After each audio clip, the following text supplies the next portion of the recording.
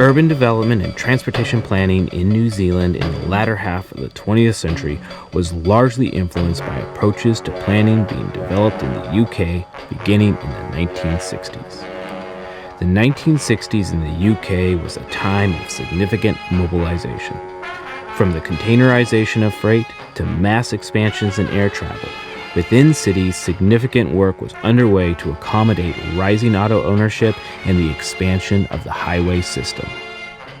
Planning in the UK and subsequently in many other countries and cities around the developed world was highly influenced by the UK Ministry of Transport report called Traffic in Towns.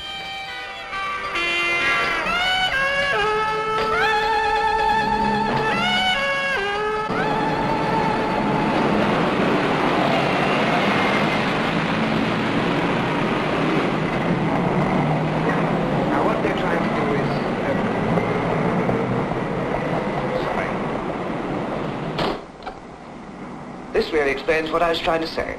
That racket outside is a symbol of the mess our civilization's finally made for itself. The noise is awful, but the noise is just a superficial part of what we're putting up with. Everybody knows that we're being invaded, devoured, and practically immobilized by our own machinery. We want cars, we need cars, and cars are beginning to destroy our civilization. This is a film about one way out of that dilemma. Traffic congestion isn't a joke anymore. It's not only driving everybody mad, but it's costing a fortune. Every time there's a traffic jam, you've got thousands of vehicles swallowing up expensive fuel. And the simple and appalling fact is that all this, wastage of fuel, loss of man-hours, damage through accidents and so on, is costing the country £400 million a year. The motor car's a blessing, but it's a very mixed blessing. Since because it can get us out of the towns, it's encouraging the spread of the towns themselves into the countryside. One of the reasons for having a car at all used to be that it could allow you to enjoy the country. But the way things are going, there won't be any green places worth the name left to visit by the end of the century. We can't disinvent the motor car. Society accepts it and doesn't want to be rid of it. And why should we? Is it humanly possible to keep that usefulness and convenience without being tyrannized by it? In 1960, the Minister of Transport decided that this was a situation that required special study. So he set up a small group led by Colin Buchanan to go into it really thoroughly and produce its own quite independent report. It was a mixed team of specialists, town planners, architects, engineers. This group has now come out with this report, and if anyone can tell us what the problems of the next 50 years are going to be and what the solution is likely to be, surely Mr. Buchanan should be the man to do it. One thing we feel quite certain about is that solution is not the right term. There are no straightforward answers. This is much more in the nature of a social situation, which has to be dealt with by policies applied over a period. But surely there must be some fundamental reason. The trouble really is the traditional arrangement of buildings along streets, which has been the basic form of towns ever since towns began. This arrangement has been put out of date by the motor vehicle almost at a stroke. The double-sided street, serving for the movement of vehicles, for direct access to premises, and for pedestrians, seems as though it were designed to produce traffic jams and confusion. It may not have mattered very much in the days of horse-drawn vehicles, but it produces disastrous mixtures of traffic and pedestrians now.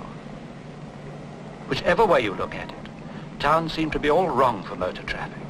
Too many twists and turns, too many intersections, no room for parking.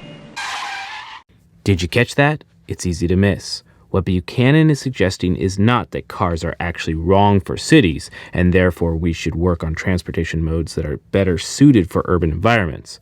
Rather, he is arguing that cities themselves are an impediment to cars, and as we will see in a minute, they should be fundamentally altered to be more accommodating for personal vehicles. This is a critical concept that emerged in the mid-20th century. Contriving accessibility for vehicles is only one part of the problem. The other part is to ensure that there isn't a devastating effect on the surroundings for living, or as we call it, the environment, by the universal presence of motor traffic. Surroundings have suffered terribly already, but as we've all grown up with the motor vehicle, we tend to take its adverse effects very much for granted, but we don't have to do this. There seem to be certain values in towns which we need to reassert. There is the right to be safe from traffic, instead of having to worry constantly about the frightful penalties which a moment's forgetfulness may involve. There is the right to enjoy stimulating surroundings. How can we take a pride in surroundings when so often they can only be viewed through or over a screen of motor vehicles? There is the right to reasonable freedom from the noise of modern traffic.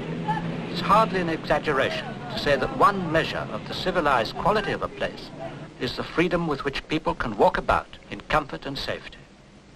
Streets are not only for vehicles, many are for living in and being in. Because of the way towns are put together, there's nearly always a conflict between accessibility and environment. If you try to improve the accessibility, you make the environment worse. If you try to improve the environment, you have to cut down on the traffic. The only way out of this dilemma is by adjusting the physical structure of towns. Difficult though this is, the principle on which it is based is quite simple. It's exactly the same as the layout of rooms and corridors in a big building. Take a hospital, for example, and imagine that all the wards, laboratories, operating theatres, ancillary rooms and kitchens were in direct communication with each other. What confusion would result? You might even get the tea trolleys being pushed through the operating theatres. But apply the simple principle of corridors, and it begins to sort itself out at once. The wards and other rooms become places where the environment is supremely important. They might be called environmental areas.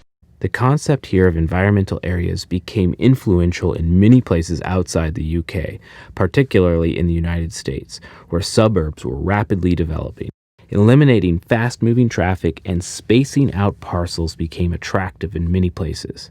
It also contributed to the growth of non-connected roadways and cul-de-sac subdivisions we saw earlier. They only have to deal with the traffic that belongs to them. These parts of the hospital are all linked together by subsidiary corridors. It is the main corridors that take all the longer movements between the principal departments of the building. Exactly the same principle applies to the accommodation of traffic in towns. There must be areas of good environment, the rooms of the town, where people can go about their daily life in reasonable freedom from the hazards of traffic.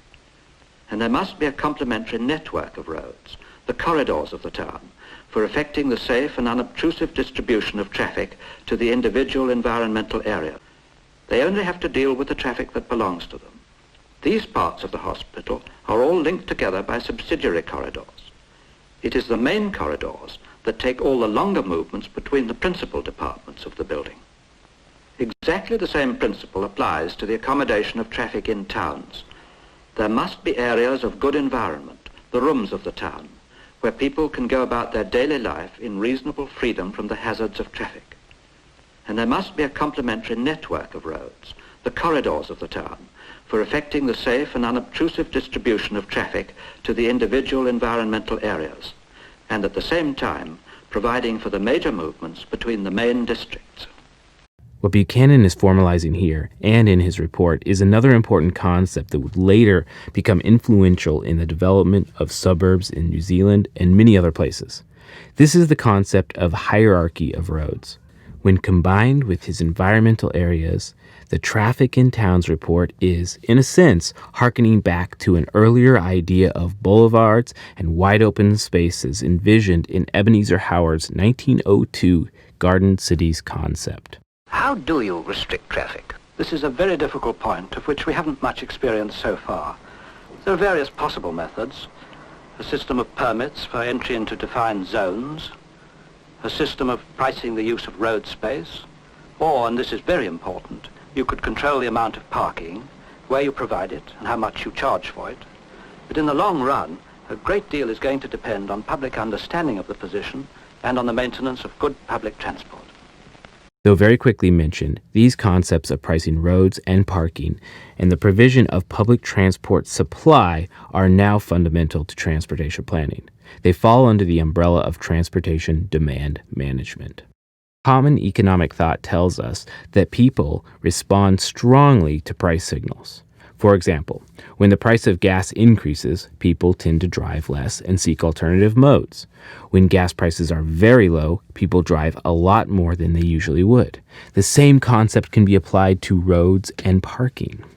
The idea of congestion pricing is to charge drivers more to use a particular road or traffic lane the busier it gets. Increasing the price while the demand for that good is also increasing means for some users, particularly those that are somewhat indifferent to traveling at that time on that road or by car, will change their behavior.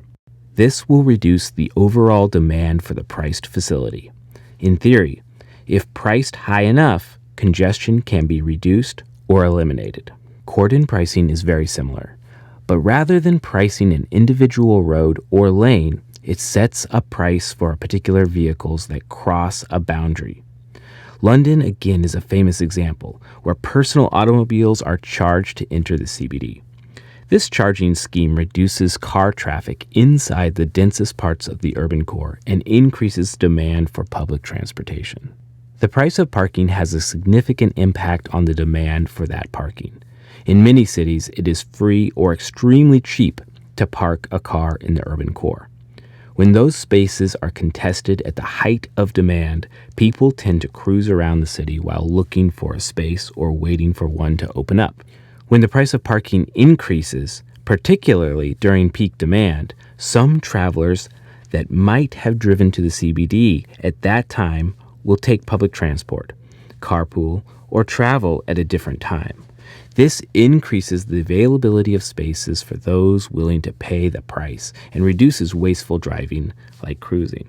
For many of these pricing concepts to be successful, there must also be alternative modes of transportation available for travelers.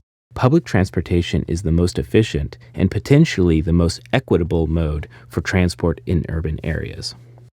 We'll spend more time on these concepts later in class, but they are good things to keep in mind as we explore the many ways planners have tried to address the use of personal automobiles.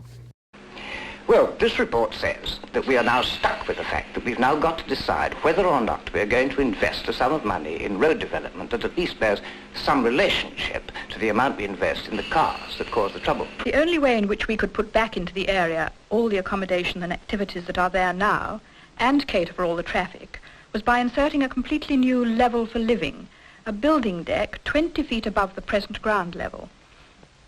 On this deck, the new buildings would arise, and here people would live and work and shop and enjoy themselves. But it would not be a solid deck. It would be liberally pierced to let in air and light to the traffic roads underneath and to give vistas and views both for the drivers below and the pedestrians above.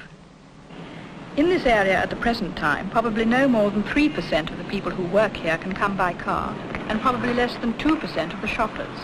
But this is perhaps the most iconic image to come from the Traffic in Towns report. The idea of grade separating traffic, people, and buildings is a fundamental rethinking of the way cities work. It also is an idea that is still enshrined in urban planning, where highways are elevated over the city and roads cut under buildings. Even to this day, the concept of putting a car above or below urban activity so as not to impede the easy movement of the personal automobile is a concept widely accepted and utilized. It would enable a far greater amount of the traffic to come very conveniently underneath the buildings, 10 times as much as can come today. There would be some 24,000 parking spaces and loading bays, so all the future commercial, business and industrial traffic could be dealt with.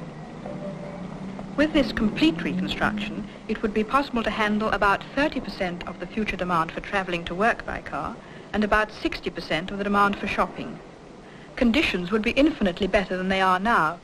All the existing facilities would be replaced with the addition of other things, such as a primary school and pleasant open spaces which are not there at present. On this deck, it would be possible to recreate in even better form those things which have delighted man for generations in towns. The snug, close, varied atmosphere, the narrow alleys, the contrasting open squares, and the effects of light and shade. You don't think you may have been rather wasting your time on a totally impossible theory? After all this couldn't ever be done, could it? There's nothing impractical or fanciful about this. It would work, it would give a wonderful environment for people, and it would take a lot of traffic. But it would require an almost revolutionary approach to matters of land ownership and redevelopment. You see, the value of an exercise like this is what you can learn from it. You can answer the person who asks, suppose we were able to sweep everything aside and start afresh, what then? We've learned the advantages of multi-level planning and whether it's better to keep the pedestrians on the ground with the traffic above or vice versa. And we've shown that when you really start designing for motor traffic, determined to make a job of it, then something completely new emerges, a complete departure from the old arrangement of buildings strung along ordinary streets. But this total war on buildings, it would gain a lot, but surely there'd be losses too. There must be things that people would like to keep, even if they do make difficulties. This is absolutely true. So we did a second exercise to show how buildings worth preserving in the area could be combined with new development. We have preserved Fitzroy Square, for example, and it results in a very interesting combination of old and new, of lower and upper levels. Of course, with these buildings and features preserved, it wouldn't be possible to contain as much traffic as in the scheme for complete redevelopment.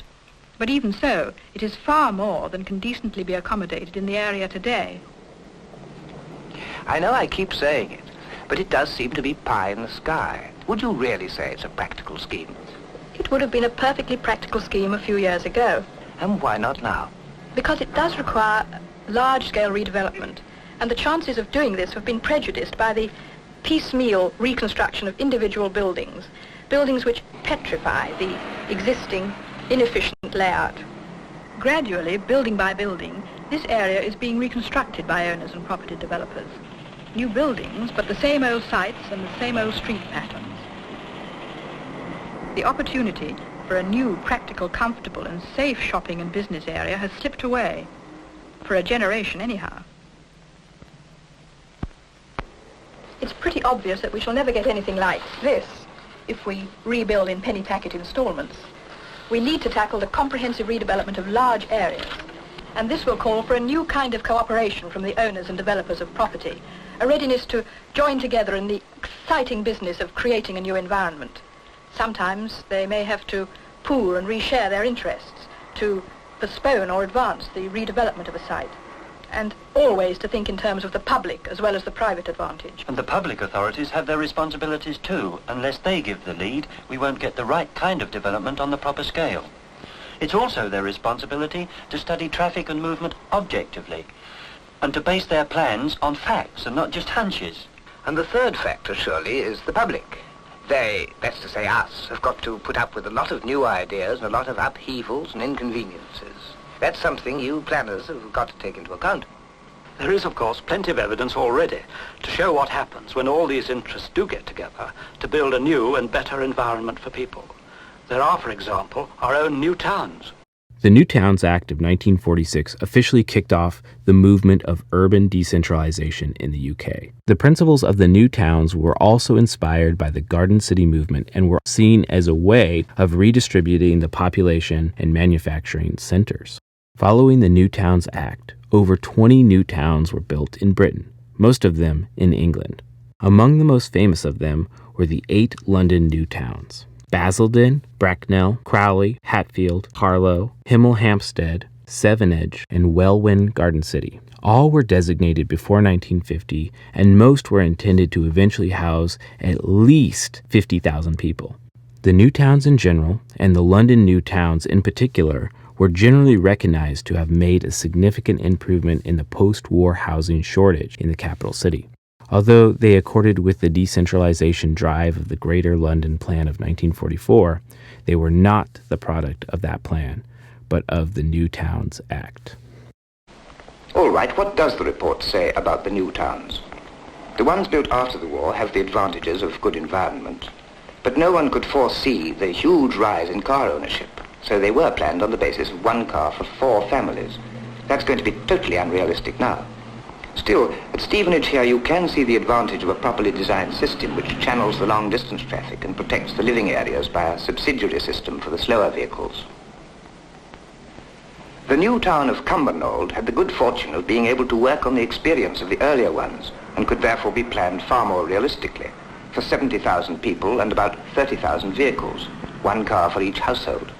So its layout is much more exciting.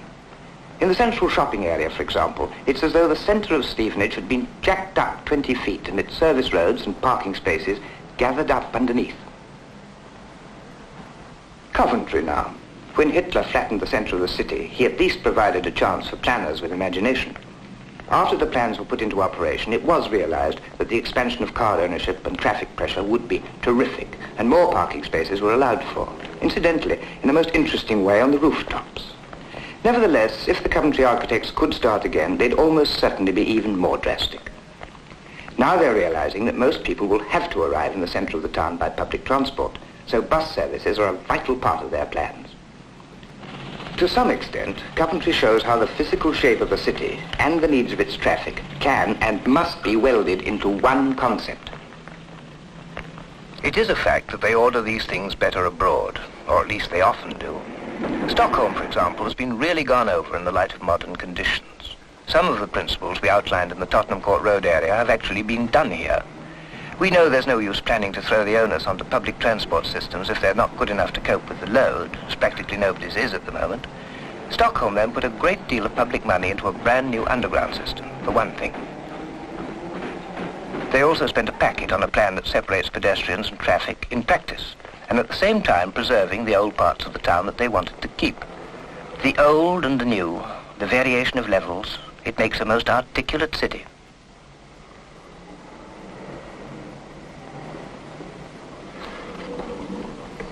Well, what does all this amount to? As I see it, it amounts virtually to a state of public emergency. I don't think that's in the least an exaggeration. If we let this traffic thing drift, we're going to suffocate in it. However, although this report of Colin Buchanan's is pretty terrifying, it isn't negative. It does show very clearly that there are an enormous number of things that can be done about it.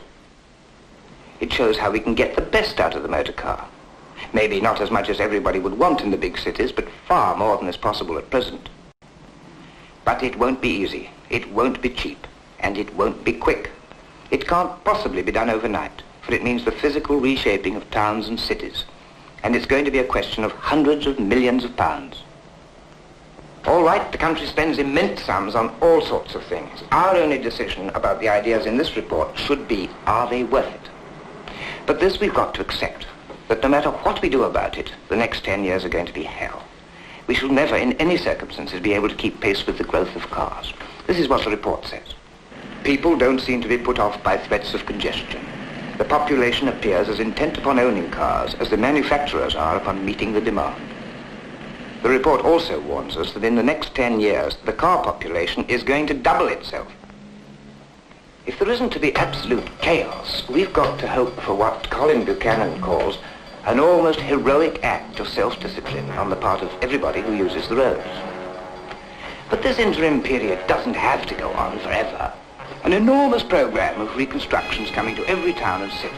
There's no possible way of avoiding it, even if we wanted to. Half the country needs rebuilding anyway, and this is our great chance to rethink our environment in a truly human and creative way. A way designed to fit the motor car realistically into our lives. It could be a pretty nice country, you know.